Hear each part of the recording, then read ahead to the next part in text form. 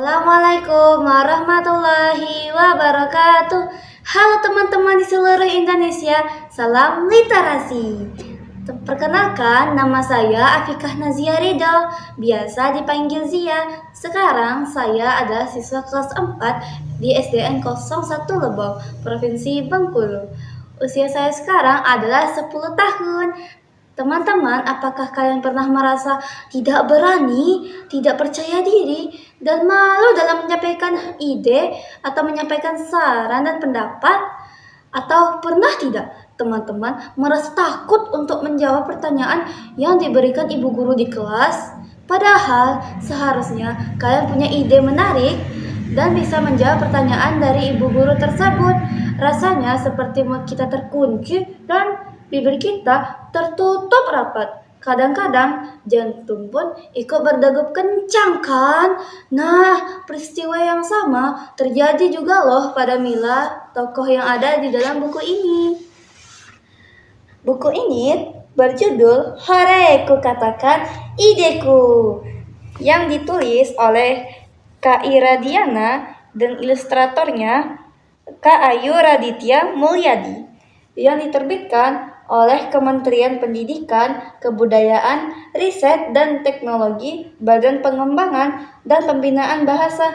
Buku ini diterbitkan pada tahun 2022. Buku Hore Ku Katakan Ideku menceritakan seorang anak bernama Mila yang pemalu dan pendiam. Mila lebih suka menyendiri dan membaca buku di kamar. Nah, pada suatu hari ada pertemuan warga untuk membahas pembangunan taman bermain yang baru. Semua anak sangat bersemangat. Ada yang mengusulkan ring basket, perosotan, lapangan bola, jungkit-jungkit, dan masih banyak lainnya. Hampir semua anak memberi saran. Mila punya satu ide brilian, tapi lidahnya seolah terkunci. Sampai pada suatu momen, Mila dikejutkan oleh sesuatu yang membuatnya takjub. Teman-teman, penasaran momen apa yang membuat Mila takjub?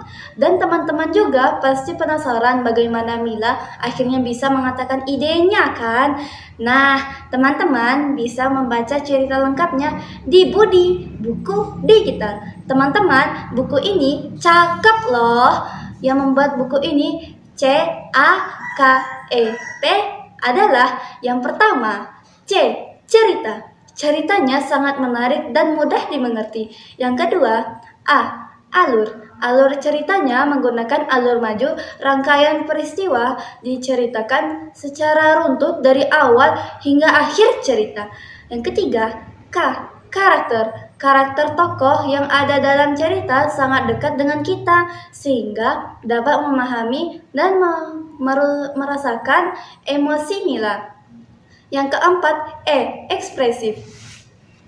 Ilustrasi pada buku ini sangat ekspresif dan penuh warna, membuat ceritanya makin hidup. Yang kelima, P. Pesan. Ceritanya mengajarkan kita tentang keberanian dan pentingnya mengungkapkan pendapat.